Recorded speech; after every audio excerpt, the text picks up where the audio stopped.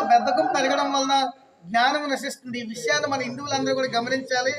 ఏదైతే ఈ బద్ధకస్తులు బద్ధకం ఎక్కువడం వలన మన యొక్క శరీరంలో ఆరోగ్యం కూడా దెబ్బతింటుంది.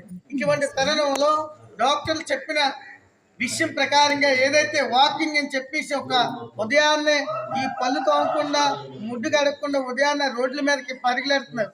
ఆ పని మానేసి తెల్లవారుజామునే, అది కార్తీక మాసం అవ్వచ్చు లేదా ధనుర్మాసం అవ్వచ్చు, ఈ 2 మాసాల్లో లేదు రోజు అవ్వచ్చు, కానీ ప్రత్యేకంగా ఈ 2 మాసాల్లో ఎవరైతే స్నానం చేసి చక్కగా హరికీర్తన కానీ లేదు ఏదో ఒక సంకీర్తన దేవాలయం చుట్టూ ప్రదక్షిణ చేసినా, లేదు గ్రామంలో ఏదైతే నగర సంకీర్తన మేలుకొల్పులు అంటున్నామో ఇవి చేసే వాళ్ళకి ఎటువంటి రోగాలు ఉండవు.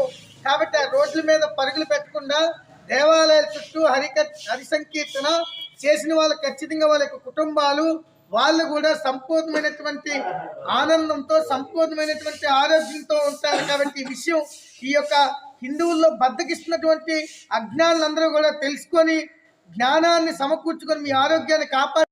తులసి మాతాకి, తులసి మాతాకి, తులసి మాతాకి.